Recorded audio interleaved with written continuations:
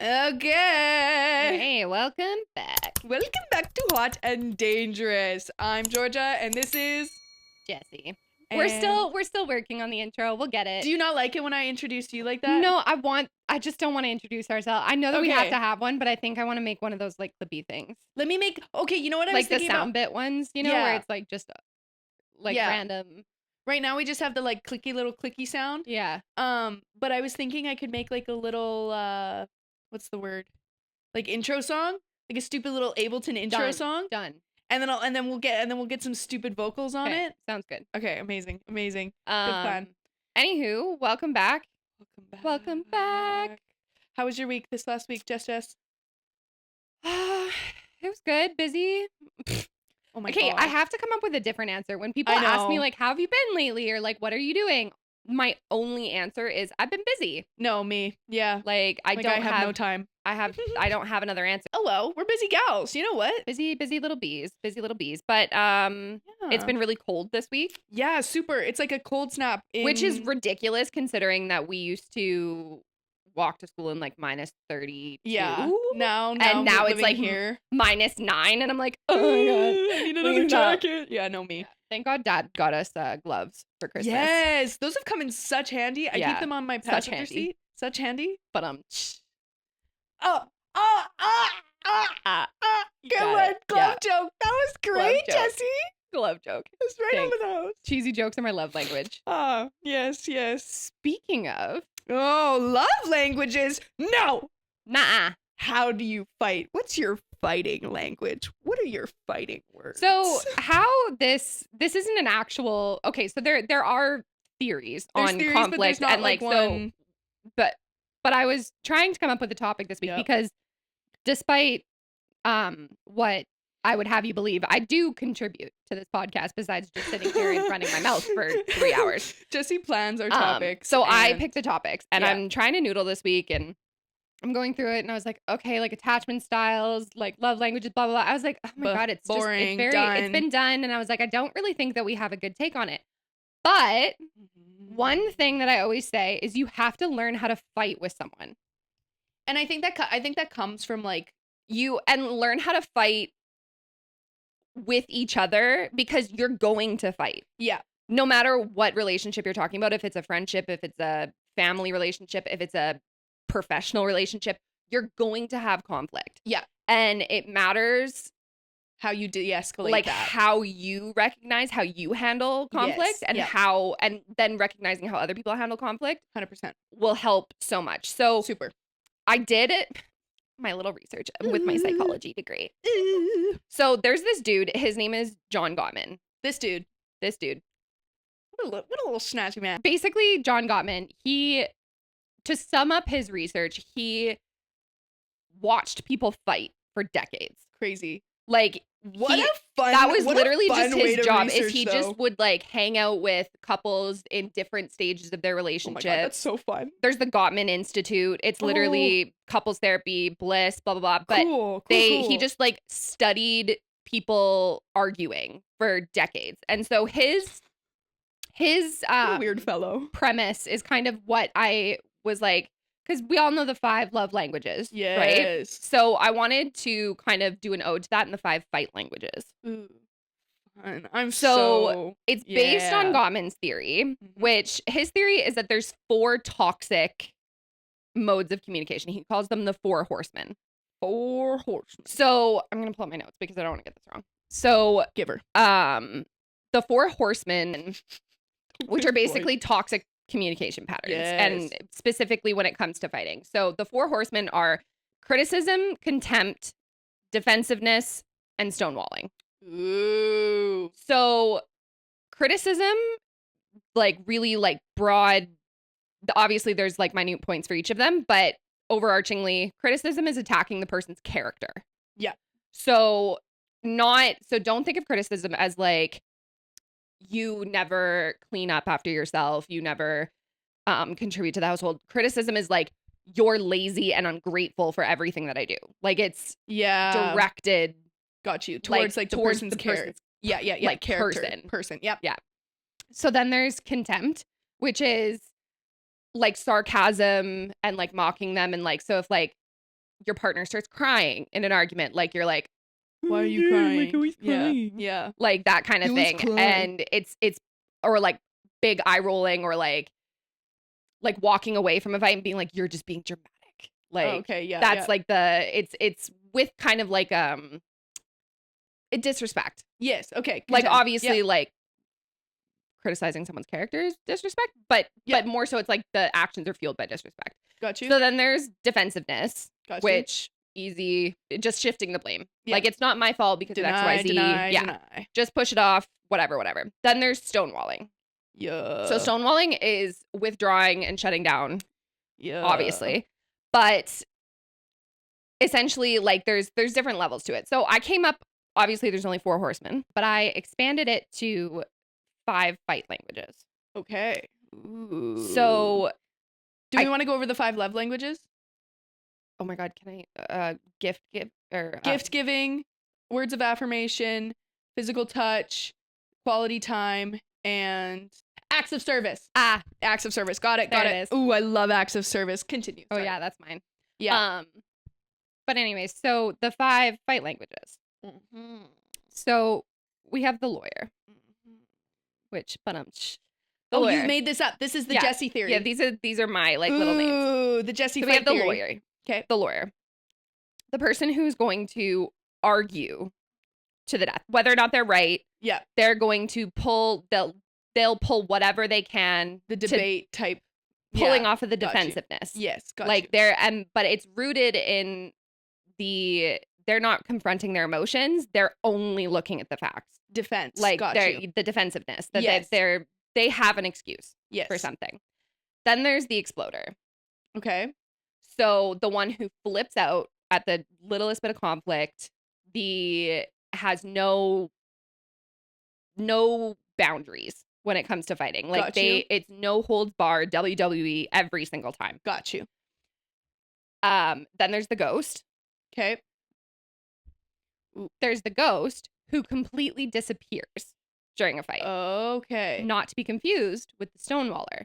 Okay. Who will stay present physically, but just check not out there. mentally. Okay. So the ghost is either like they'll have the conversation with you and just kind of like really do the bare minimum, and then they'll almost punish you for fighting with them by like not talking to you for a super long time. Yes. And then the stonewaller, love that one, will be there. Yep. But they're not present. Yeah. And they're not giving you anything, and they're the person that just is like, okay. Got you. And then the 5th one, the peacemaker. The one who tries to make everything better for everyone. Yeah. Tries to like to the detriment of their own emotions. Like martyr. Yeah. Yeah. They truly like don't try and fix anything. And so those are the 5. Okay. So the lawyer, the exploder, the ghost, the stonewaller, and the peacemaker. Ooh. So based on my brief descriptions, which one are you? Or which combination do you feel like you are? Combination? Actually, wait. Which one do you think I am first? Ooh. Because I feel like that's easier than like while you noodle on it, like what you think you are. Yeah, like what do you think? You? Yeah. I'd say you're a combination of exploder and ghost, if that makes sense. Like you're either gonna flip the switch right then and there, or you're gonna take yourself out of the situation and just like not confront it at that time. I think. What would you say mine are? Like maybe like there's some other ones mixed in. Like it's a combination, I'm sure. Like just like love language. You are an exploder. Yeah. And I wouldn't say a ghost. Yeah. Like you're for sure. Like you avoid conflict, but you not only avoid conflict, like that's the difference between like avoiding, like just being avoidant. And obviously like there's attachment style theory kind of mixed in with all of these. And this is not scientific. Don't take it. But the ghost is kind of like you punish people for fighting with you. Yeah. That it's like if people piss you off or like if people like gone. Make you elevated, you tend to hold on to it for way longer than the argument. And then you almost like act tense around them. Like I do catch myself doing that. Yeah, I do. Yep. So that's kind of more so where I was going with the ghost, was like, it's like that there's more to it afterwards. Like after the fight is resolved. So what was the and then the Stonewaller.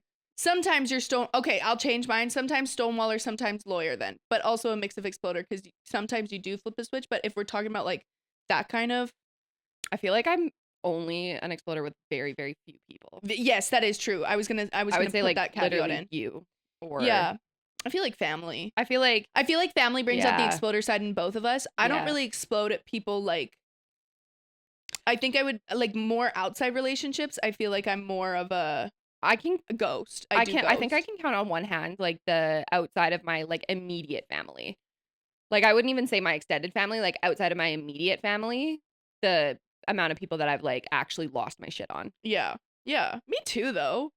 Cause I tend to think I lose my shit on people, and then it's just me crying. Like I guess like stonewalling could also be like I guess like the exploder, like it doesn't have to be just like mean, but like it can just be like completely like losing it emotionally and like unable to finish the fight. Yeah. But okay. Yeah, no.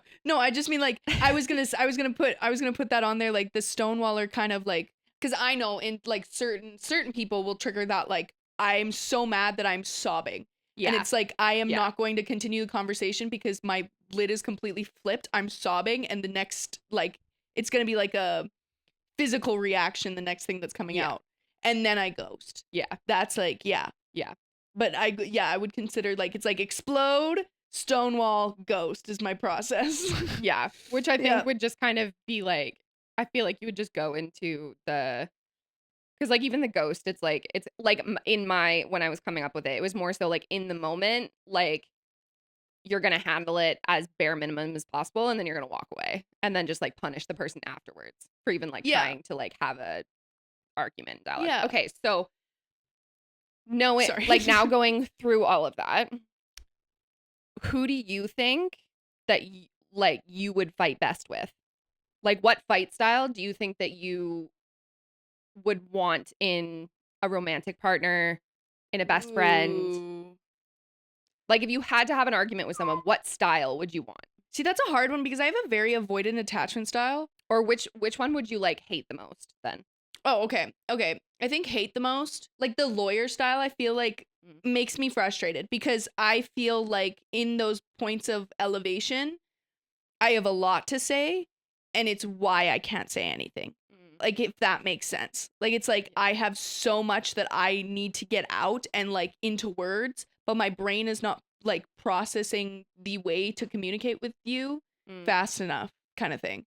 So like the lawyer makes me angry because I just that's what like I think triggers my I'm checked out. I'm gone.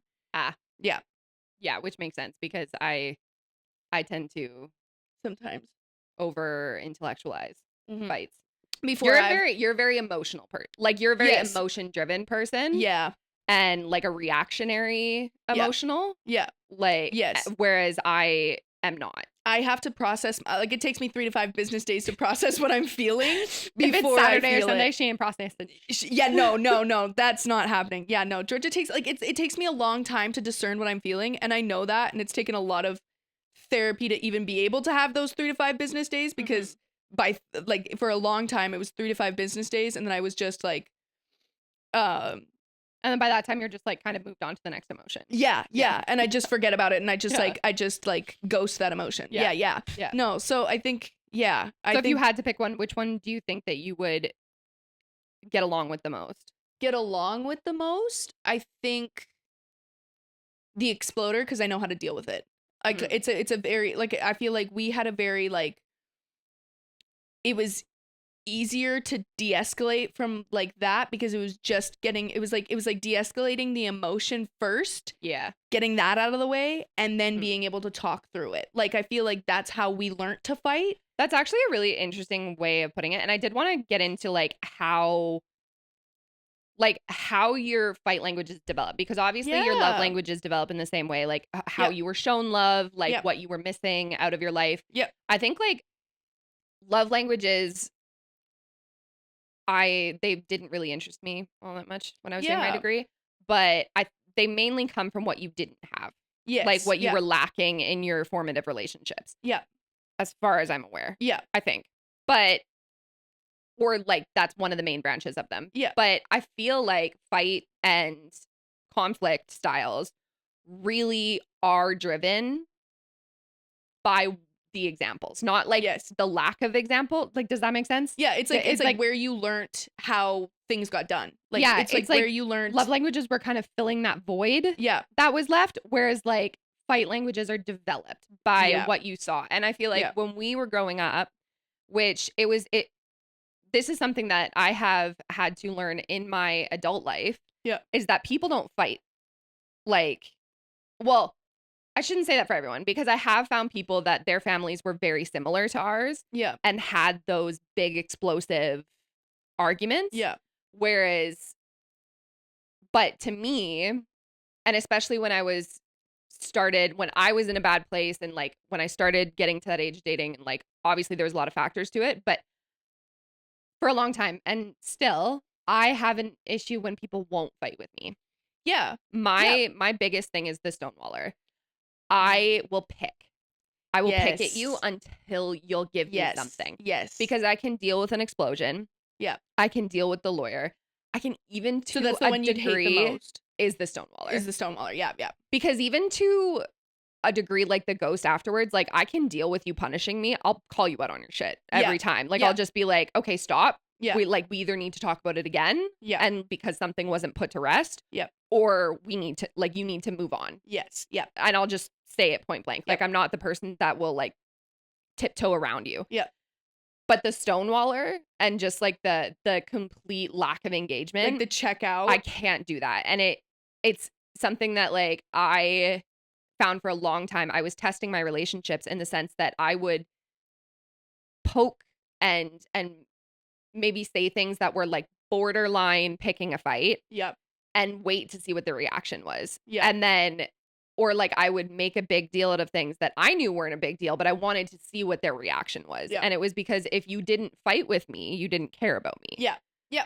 And through a lot of therapy, obviously that's not true. Yeah. But that was how I saw validation, how I saw my relationships working was how we fight and how we get through it. Yeah. Yep. But if we don't fight in the first place, there's nothing to Yeah, no. How we would get through it. So I would pick and pick and pick. And like when we were growing up, it was we leave our business on the front porch. For better or worse, like we loved hard, we fight hard, we love hard. Yeah. And we had those big emotional blow-ups, but I think that was what I learned was conflict. Yeah. And like I didn't really comprehend that conflict looks so different. Yes. And that there are some people. And then when I got older and like, you know, obviously like your circle expands and like you get into different types of relationships and you get into different scenarios, like the conflict doesn't always escalate to that level. It also doesn't look the same. Yeah, no. And that was something that I really struggled with was like I wasn't super aware of when people were in a fight with me. Yeah. But because they weren't exploding on me, I didn't realize that there was conflict. Yeah. Yeah. And so like that's something that I've really had to learn in myself is that most people aren't going to get to that point. Yeah, that they're like exploding on you and that like most conflicts aren't going to look like that. Yeah, no. And so learning to kind of recognize, you know, even just like when people are shutting down. Yeah. Or when, you know, people are walking away for a long period of time or they're, you know, putting walls up. Yeah. So that's something that like I've come to realize. I'm like, okay, like what happened? Yeah. And I think that is a good point because like I think that I've had some real toxic relationships that I have almost unlearned that in an unconventional way, if that makes sense. It's like playing the game. Yeah, it's like I think I wanted like I already had that feeling of I need to remove myself from the situation. And I think that was a lot of like how you were as a big sister. Like it was I felt safe removing myself from situations. Yeah. So anytime the conflict didn't involve you, I was very quick to just remove you. Yeah. And so I thought that was always the way that, like, okay, I can get out of this. I can get out of this. I can get out of this. And then when I got into those relationships where they were very much like that manipulative kind of, the way that they use those fight, like the more dissociative fight languages, I saw it as like a game, like, oh, like, this is how you play the game. This is how you get through this, because, and now, like, I've done work, and I'm still doing work. Yeah.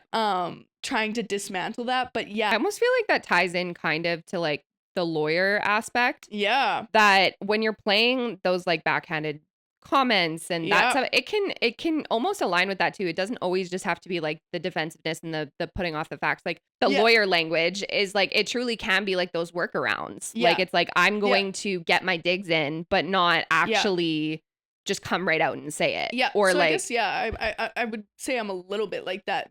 Like with certain romantic relationships. It's more so about winning. Yes. Not then solving it. It's more so about winning. I also think that's like why my type is the way it is, and it's so awful, is because I think I pick people that I don't think I'm compatible with, because you can win. I can win. I know I can win, and I know I can waste my time winning, and it's like that instant gratification rather than somebody who's just supporting you. Like I think I had a big realization this past like couple years, moving away from like romantic relationships and focusing and building on myself and learning how to fight and communicate better with like the relationships that I do want to invest in the person.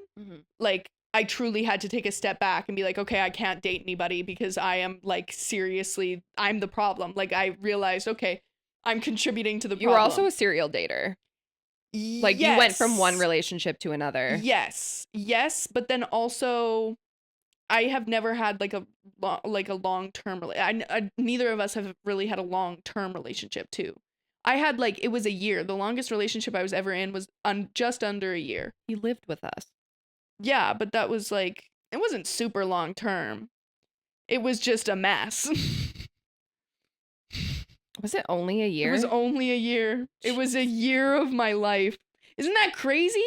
Isn't that crazy? But doesn't that make sense with like the way that it was so fast-paced and so like toxic? Yeah. It doesn't have to last any longer for that to be that dramatic. Like that's because I didn't. Well, the fact that you were 18 and after a year you were already living together. It was insane. It was insane. It was. But even the last one, how long was that? That was like, it was like 7 months maybe, and it was like there was a situationship period for most of that too.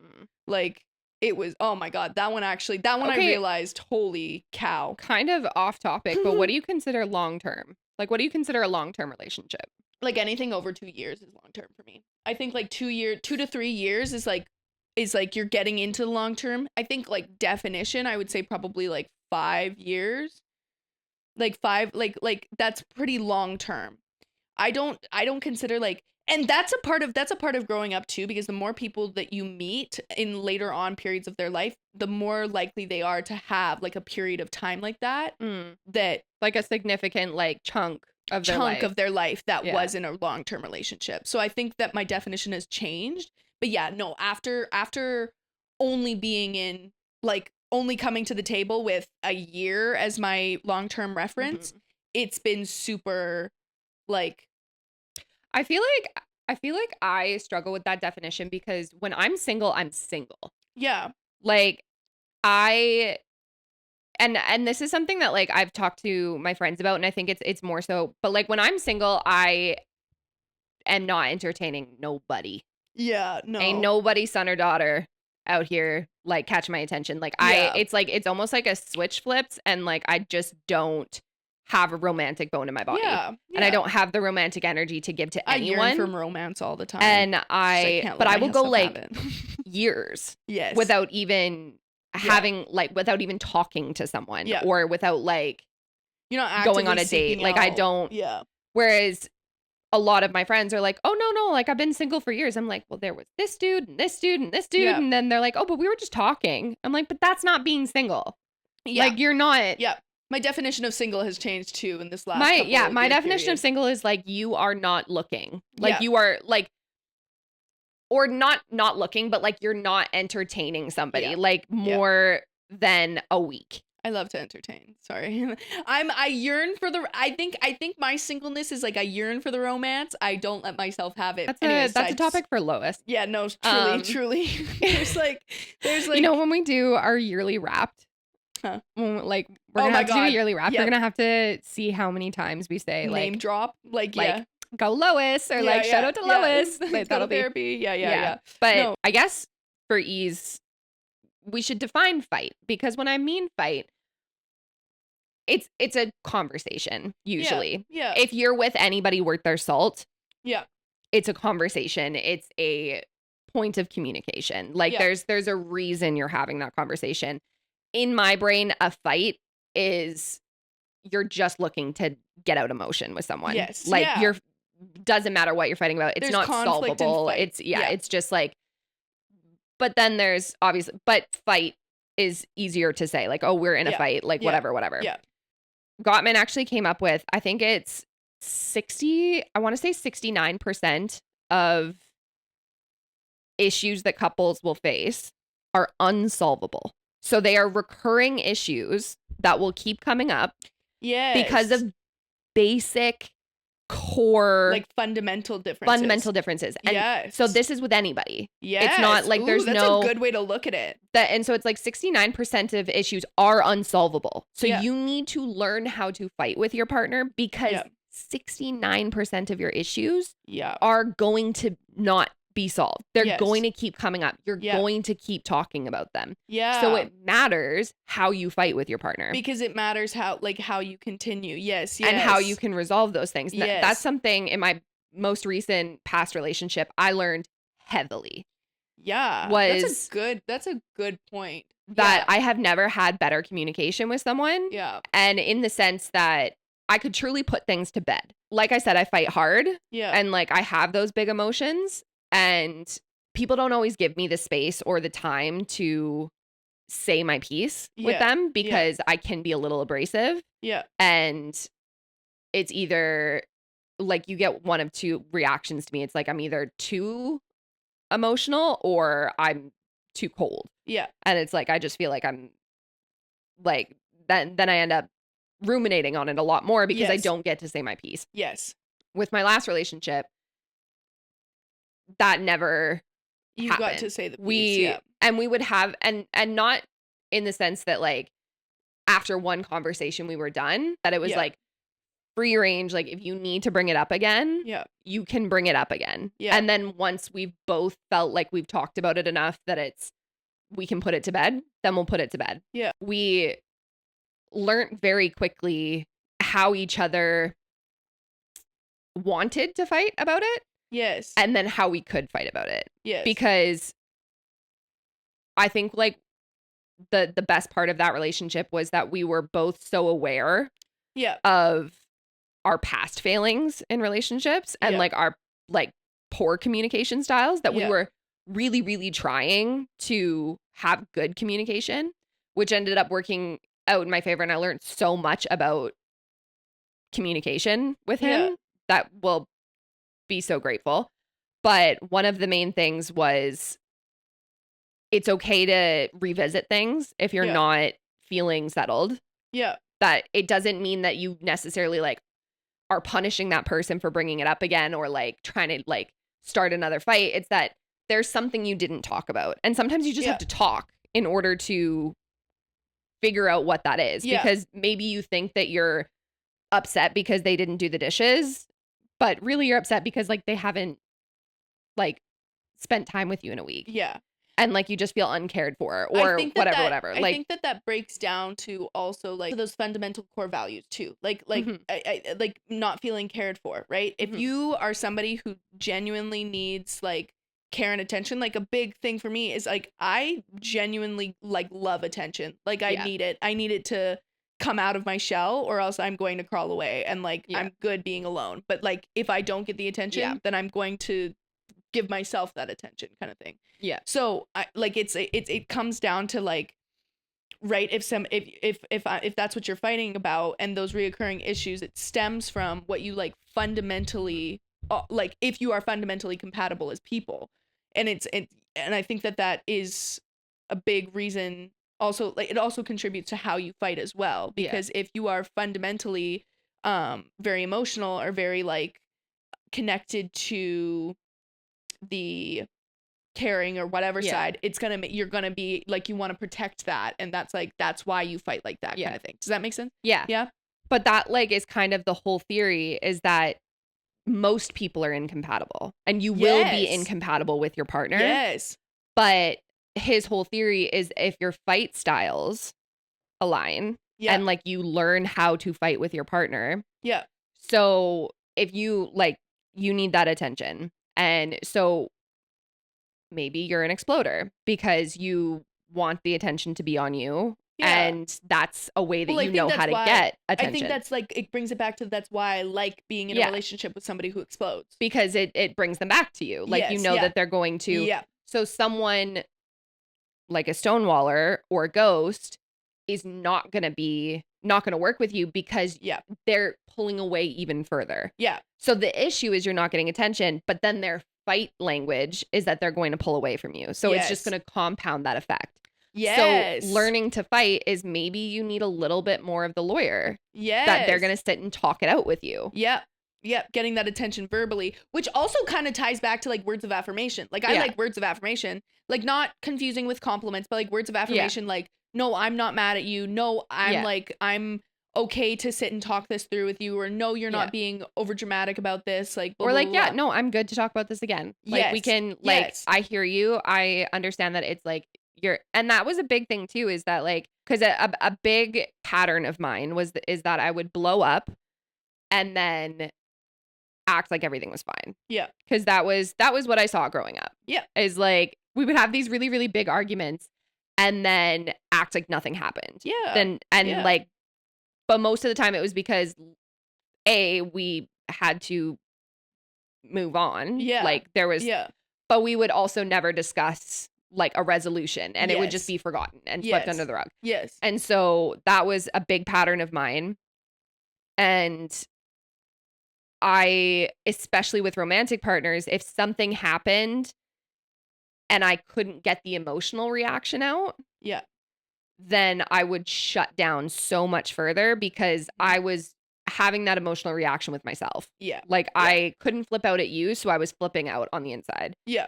And then it just became like this sick cycle of me just like picking at people and finding a reason to leave, essentially. Like, and that's how most of my relationships ended, was I would be upset about one thing, but then I would find something else smaller, to leave for it. Something more approachable to leave for it. It's like, maybe I'm feeling insecure, but I'm going to leave you because you're a dick when you get drunk. Like, that's like, I would find something else. Which is interesting, because I don't like picking. I feel like with like in romantic relationships, I don't like picking.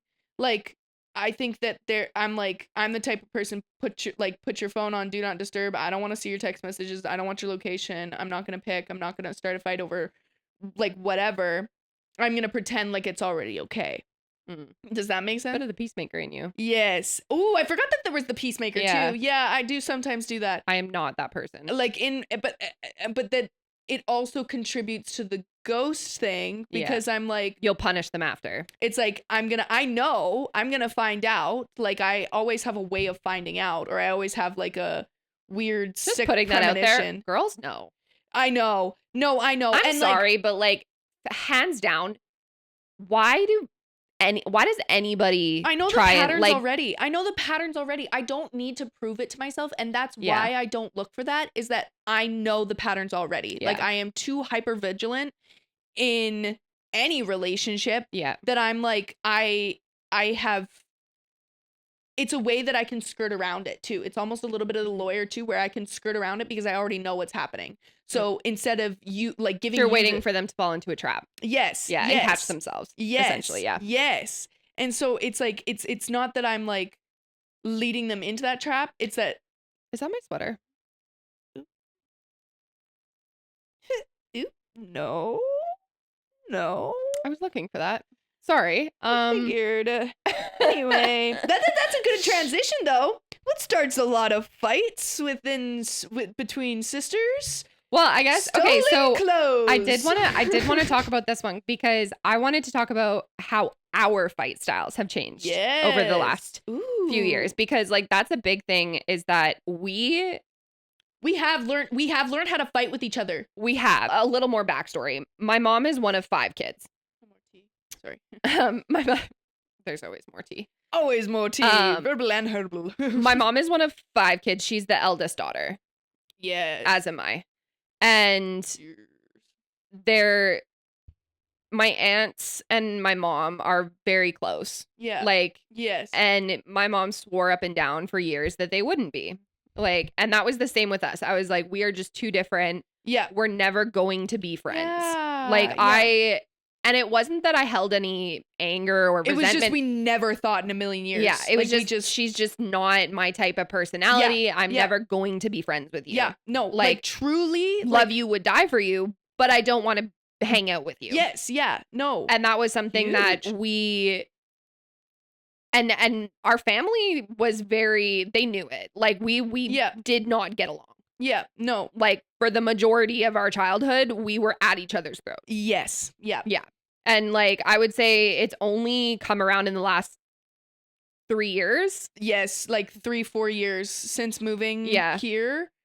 And like also like slightly before, like I would say about a year before. I would say like when I graduated was when we really like started like, working more. And that was also, it was like, okay, no, this is a person I can call my best friend too. Yeah. Like this is, and there was a lot of factors that went into that. Like I had done a lot of therapy at that point. Yeah. I was at a different point in my life. I was at a you were at a different point in your life. Like there was a lot of, like we had done a lot of individual growth. Yes. And growing up, and we realized that there was like it was one less person to fight with in our lives. Yeah. Like it was we already had a built-in person to be able to go forward with, and that mattered more than us being fun like different people. Yeah. Like, because I would say like to our core when we were younger, I definitely had the lawyer fight style. Yeah. I always went on the attack. Yes. And it was very just like I had facts and receipts and was ready to go, and you were very explosive. Hugely. There was absolutely nothing getting past that like freak out stage. And that was something that I couldn't, it was very, very hard for me to resolve or get through that explosive when it came to you, because it was almost like I was like, I didn't want to get to the lawyer part of it, or I didn't want to talk it out because I always felt like I had a little bit of an inferiority complex at that time. Like, and I think that was like I think it was also like you said, like you like to win arguments. Yes. And there's no winning with me. I was not there to win. I was there to like to figure it out. Yeah. And I think that was like the maturity. I also didn't realize I was never good with the crying and the attention. Yes. Like I'm good with yelling and screaming and like the big fights. Yeah. I was never good with just like the dramatic crying. Meltdown. Yeah. Like Georgia's having a meltdown. And our parents weren't either. No. So they quickly sided with you to just get it out of the way. Yeah, just to make you stop. And I think that was something that I had to unpack and like huge. And it also didn't help you because and mind you, like I say this with all the love in my heart. Georgia, when she had a meltdown, she would cry for days, 8 to 10 hours straight, sobbing, screaming. Like I don't know how your vocal cords didn't got lungs of steel, baby. Quite literally, like there was like I vividly remember the most dramatic screaming you can imagine. It was I couldn't stop because I didn't get like all I wanted for like in that moment. All I wanted as a child was somebody to like fully squeeze. And but even if they did, you couldn't calm yourself down. No, it was very hard. And a lot of the times, the only person who could very much bring me back down to that was Dad. Yeah, and it was like, and I think that's like, but it was really hard for me to like because it got it was so many times that it was, oh, Georgia's just having a meltdown. Let her cry it out for how many days and like scream and make it all the more worse. Because it made us so uncomfortable that we would just walk away. Yes. And like, that was a big thing is like, I had patience for it for about 20 minutes. And it also taught me to be uncomfortable with doing that. So like, it was like this weird, it was this awful cycle. I'd go, I'd retreat, I'd scream, cry, have a big old meltdown. And then I would feel embarrassed for having the meltdown. And then I'd melt down even more because I'm like, why am I doing this? And then I couldn't stop because like, well, now knowing like mental health diagnosis, all that kind of stuff, like that makes sense. And like learning how to cope with that. And like that there's actual techniques that help. And then I feel like another big part of our issue is I was very cold. Yeah. I shut you out. Yeah. The minute that I had no capacity to deal with anybody. Yeah. And so the minute that somebody started fighting with me, I just would have it out with them and then shut down and like not give any sort of.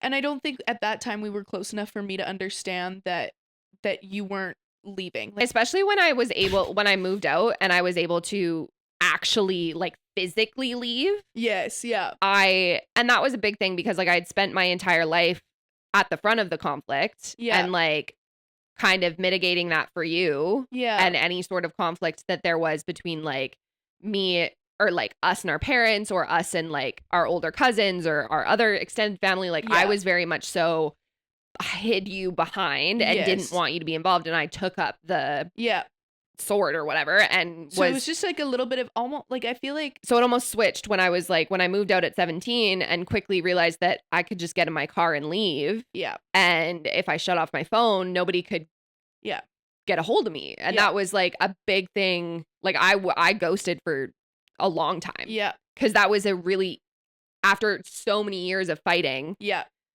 I was so quick to just be like, well, I don't have to do it anymore. Yeah. Yep. I think how we've grown with the way that we fight with each other is that I feel like we both have a little bit more. We have a lot more patience and a lot more understanding for each other. Like we understand like that's why we're upset. Yes. And that comes with us recognizing like since we've had those big explosive arguments, both of us have been diagnosed with mental health disorders. Yeah. Both of us have been through extensive therapy. Yeah. I'm medicated. Yeah. Heavily. And like these are things that like were truly affecting our mental health in big overarching ways that impacted us even more. But I think that especially looking at our relationship now, I feel like I have gotten a lot more patience for you. I did not have the patience. Yes. When I didn't have the patience for myself. I don't think anybody did at that time. I'm trying not to be mean to that little version of myself because I try to hold patience for her now. Yeah. But I was a really hard child to deal with. You had a lot of big emotions. Big emotions, and I did not understand why I had the big emotions. So I was mad at myself, but also mad at the world for how they treated those big emotions. It's hard to hold space when you only have so much space and somebody takes up all of that so quickly. Yes. And I feel like that was a lot of like you got a lot of glass child, like, you know, like where it's like it's like, okay, we're gonna deal with her because it's like huge and explosive and that, but it wasn't your emotions weren't always validated when I just needed more care, but not always. But you also needed care was the thing. Like, does that? It was also that the fact that we never circled back to anything. Like when those big emotions or the big meltdowns were dealt with. Yeah, it was don't bring it up again. Otherwise, it's going to be another one. Yes. So it was very much so like everything was, and I think a lot of it, and probably a big part of like why I shut you out so much was because I got told so much like, oh, Jesse, just be the bigger person. Just drop it. Or just like, just let it go. It's not a big deal. Yeah. And so I learned to treat it like that. Yeah. I was like, whatever, it's not a big deal. And then just move on. Yeah. And I think now we don't let it.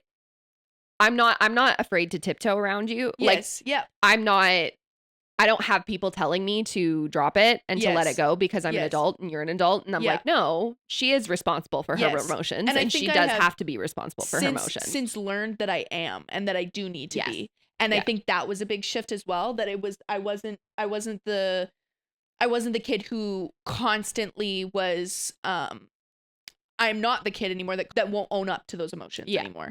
And I think that now that kind of uses them as like a tactic and a weapon. Like you knew that you could win the argument by just flipping out. Yes. Like, and it wasn't always like that. And like not consciously. Not but consciously, like, but yes, like it was like it was a defense mechanism kind of thing. Yeah. But now I have noticed that I did use that, and now I'm like, okay, no, I'm gonna sit with this emotion, let myself actually like feel it, and not just intellectualize it until my brain goes numb and I flip out. Yeah. I've learned that I need to like actually take responsibility for how I'm communicating, or how we're communicating. Absolutely. And I think like a big part of the growth that I've seen in you is you've learned to ask for the support that you need before it's to the point where that support is no longer going to help. Yes. Like you were able to verbalize and communicate. Be an advocate for myself. Take more responsibility, like parent myself. Yeah. And like you also take a huge amount of responsibility for when you don't have the bandwidth to do that. And you know how you react with people, and you know that, you know, you are quick to like those big emotions. So you do remove yourself. Yes. Yeah. Before it becomes an issue. Yes. And that's something that like has so proud of you for, but B, thank you. Love it. Yeah. Awesome. Okay. There you go. We got lots of love in our hearts.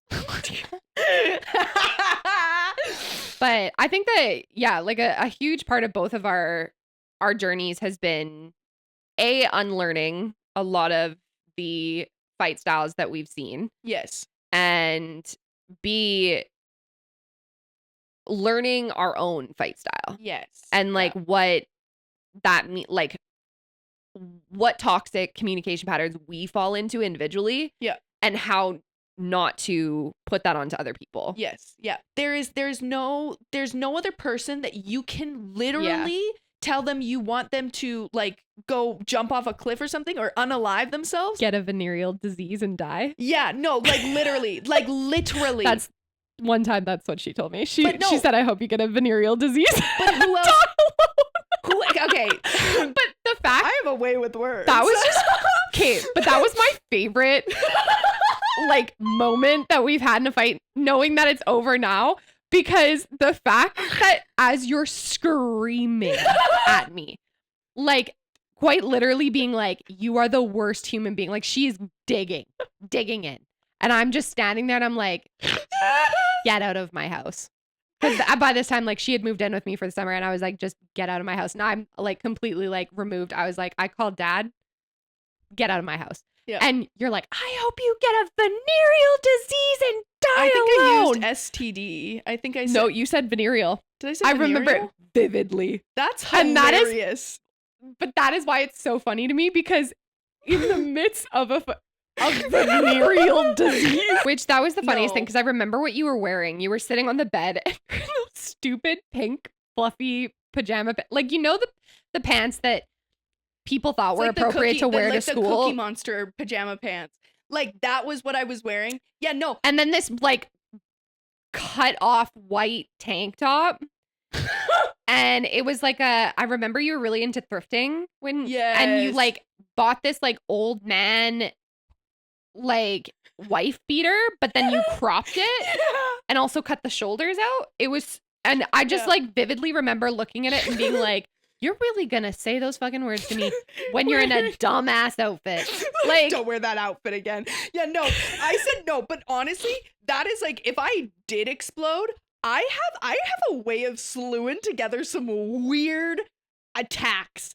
Like some weird attacks. That's the cancer in you. Like you've got some claws. Like you will like take knowing it it's like so it's like far. it's like in the eye. It's like an eye shot. Yeah. Like it's like what is gonna hurt you in the weirdest way that you're gonna think about for years to come.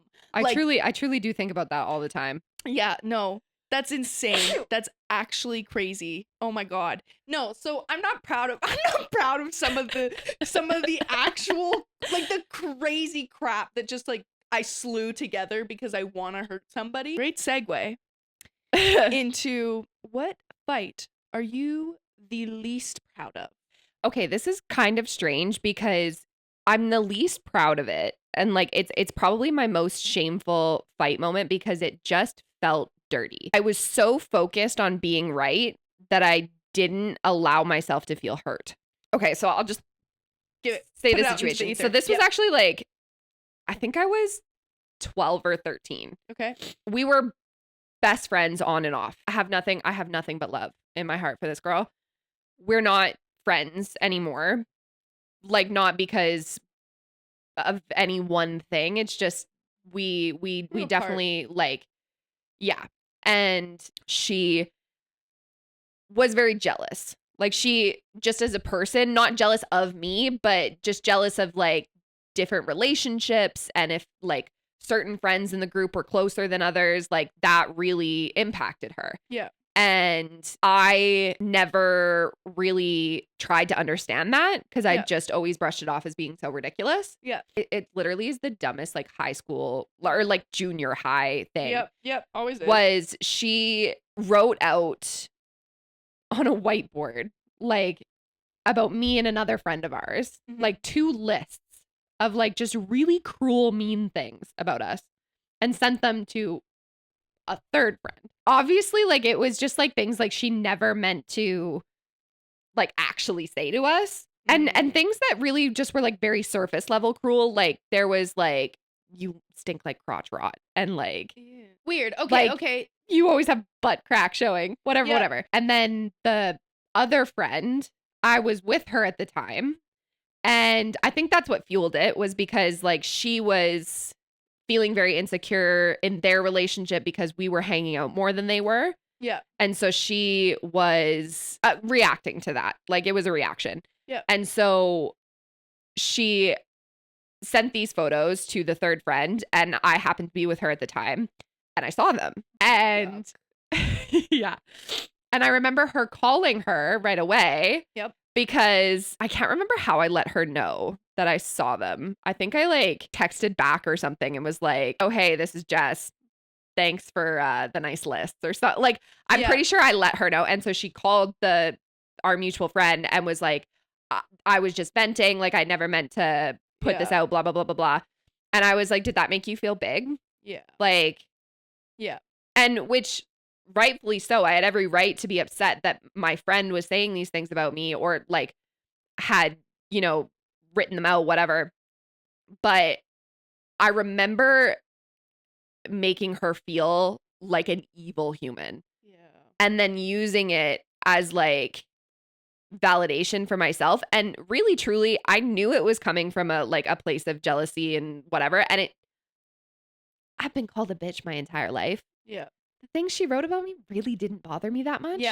Yep. I was like, they didn't really come out of that far of left field. And I was like, I've heard worse, honestly. Yeah. Like, but I honestly wasn't that bothered, but they were objectively cruel. But then the whole thing was that I made her feel like garbage about it. Yeah. And made her feel super evil and was just so.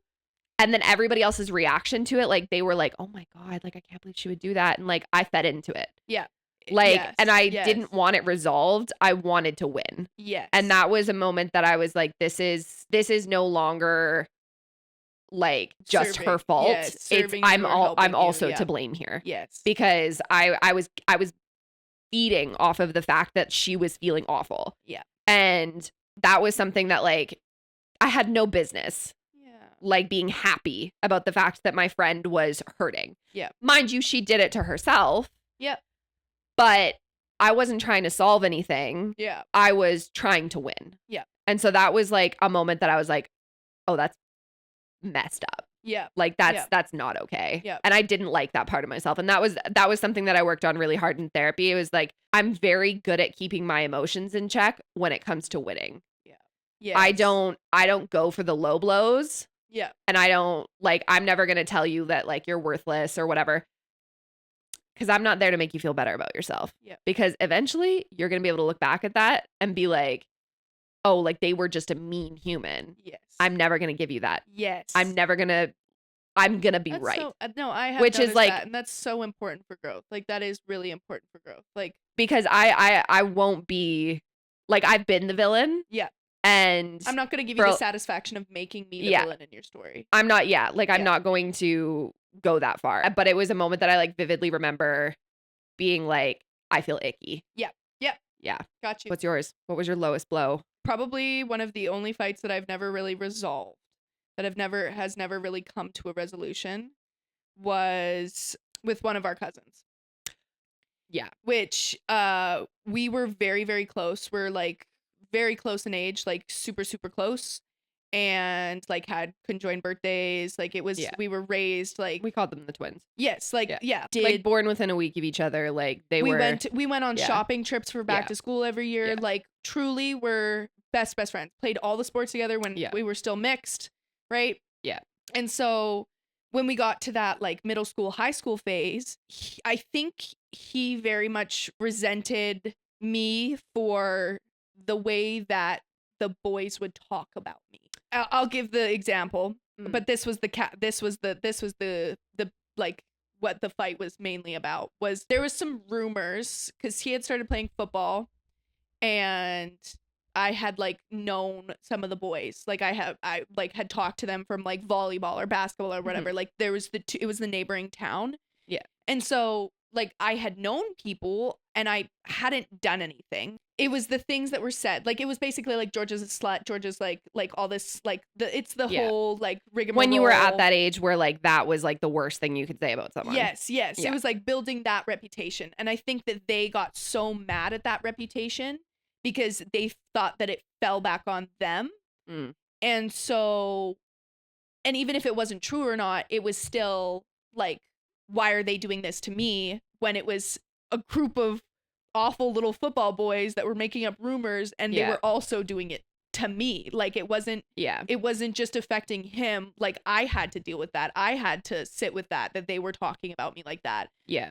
And it made him so violently uncomfortable to like take my side instead of just going, oh, well, yeah, she is like that. Like I don't even want to talk about it. Like she is a slut or whatever, the way that she dresses, like it was easier for him to feed into that. And I felt that was like at that time I felt that was such a betrayal of like trust and respect, and I couldn't understand why he would do that to me because we were so close. And then also like I was also dealing with it from the boys who were making up that stuff or like perpetuating that stuff, that I was like, I'm not gonna like, they know it's not true. You know it's not true. I know it's not true, but you still decide to feed into it because, which kind of gives it validation. Yes. Like if like your family is also talking, and that's what hurt more because it was like, you know, this isn't true. Why aren't you sticking up for me when I'm telling you it's not?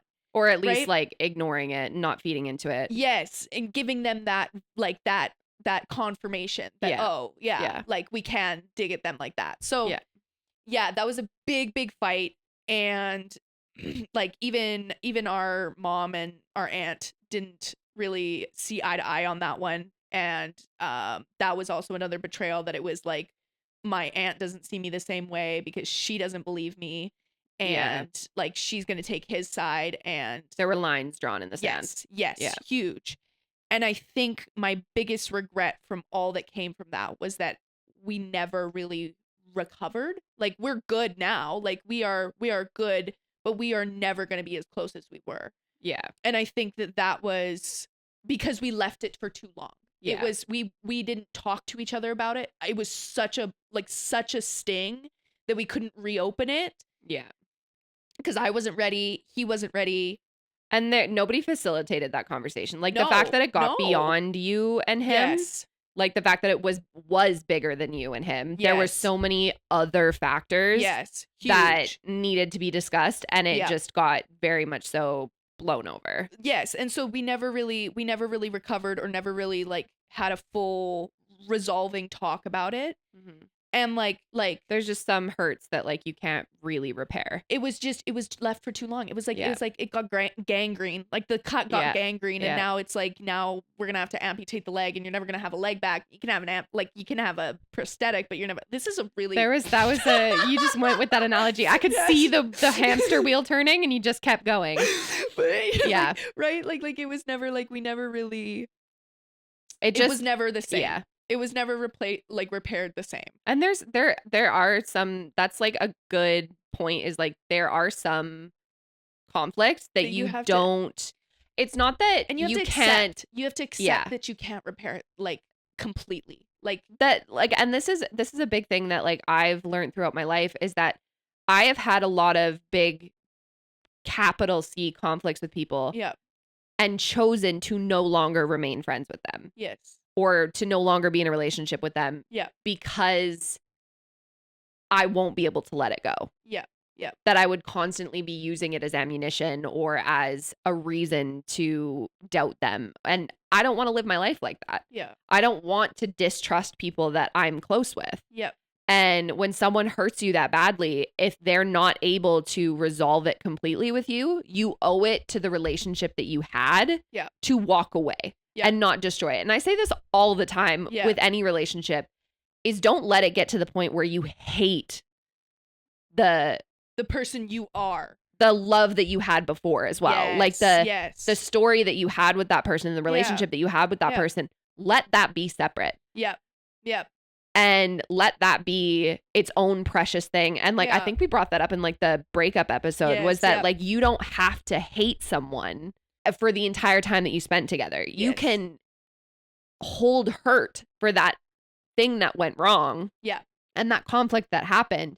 But that doesn't negate your entire relationship. It doesn't negate the years of love and support and friendship that you had. Yeah. And all of those happy memories. And it doesn't even negate your future relationship because, like you said, like you guys are good, and like you still interact and have a lot of love for each other, and like when we go back home, like we're still fine, but it was never like, but like you're never going to be the same, like it was never the same dynamic again. Yes.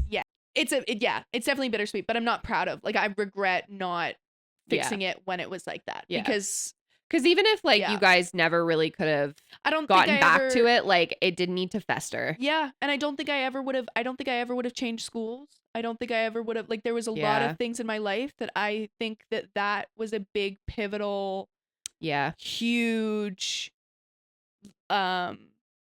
catalyst for like breaking down who I was as a person, like before. And then again, everything happens for a reason. Yep. So, okay. Obviously, like we've talked throughout the last however long about how much growth we've done. Yeah. And I do, as Lois would say, end it on a high note. What was your most proud, like, conflict resolution moment? I think in general, I'm proud of how I handle resolution, because I think that's a little bit of the peacemaker in me. Yeah. But something recent, like, because I didn't want to comb through all of but something recent, I live with our little brother. Yeah. So he's my roommate. And so we generally, as children, did not fight. We'd fight over stupid things, like I'd take a bite of his cereal and he'd throw a spoon at me, and then we'd get in a physical fight. That was like our fights. Like typical set. But we'd escalate big over the little things. It was never, we never escalated over the big things. Yeah. It was, we had enough decorum with each other, and like we had that because we're very close in age, like it was very easy for us to just like deal with it.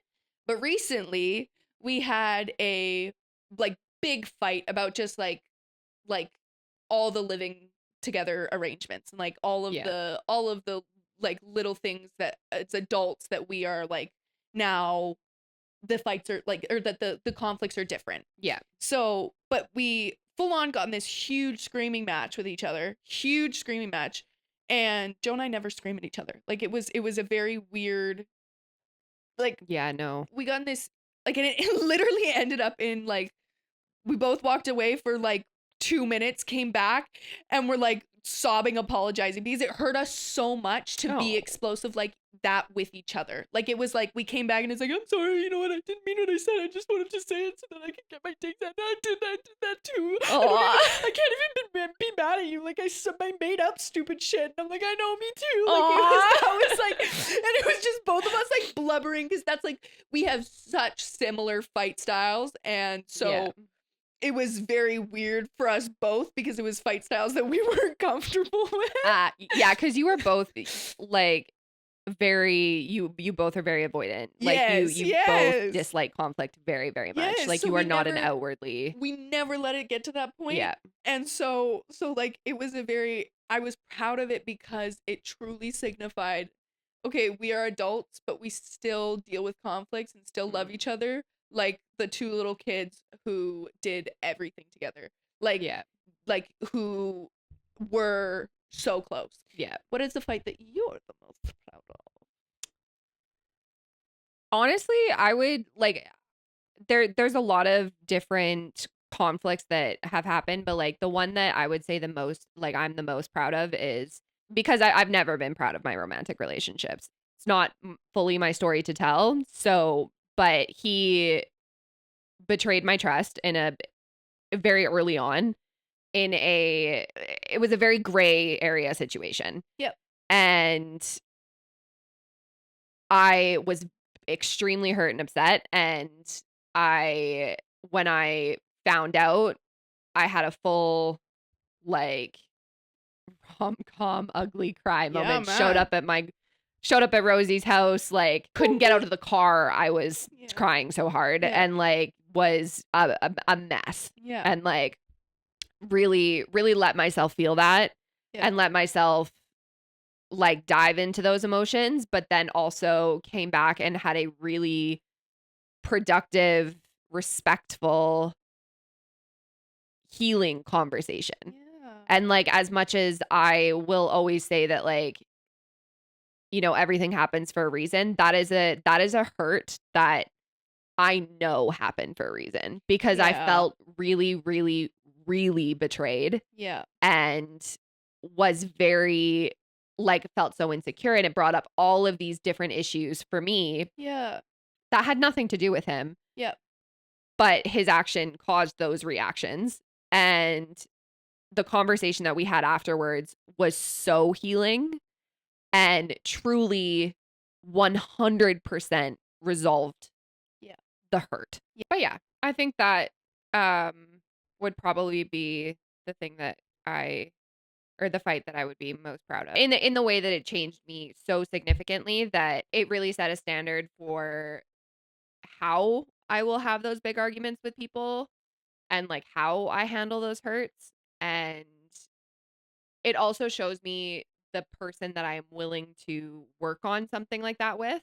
Yeah. And what I'm not willing to work with, because I truly think if he had handled that in any other way, we wouldn't have even remotely had the relationship that we had for 2 years afterwards. But great. Yeah. Thanks for fighting with me. Thanks for fighting with me. But I do want my sweater back. Yeah. Sorry. Yeah. My bad.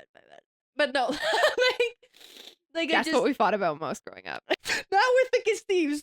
Pull it back in. You know what? It's okay. I spit on your tofu. Because you were the only one person that ate it in the house. So anytime I wanted to get back at you, I would just spit in your tofu. That's wild. That is actually wild. Maybe that's why my immune system was so shot. But if anything, I made it stronger. Oh, well, you know what? Anyway. What doesn't kill you makes you stronger. But anywho, thank you for fighting with us. Yeah. Key takeaways. I obviously should write a thesis. Yes, on this theory of all the different types fight of languages. The fight languages. Truly. Shout out to John Gottman for just being. You know what? You're a sneaky little snake. Like what? Like see you, John Gottman. You love the tea. You love the drama. You just wanted to watch people fight. I think for that a would living. be so fun though. Like sitting as like a just like researching people. Like just imagine. Okay, Just be like, imagine you weren't a psychologist and you just went into these spaces and pretended to be a psychologist just so that you could get in on people's tea. Just go spend 5 minutes in a college bar. Oh my god, real. That was like the best part of opening a bar.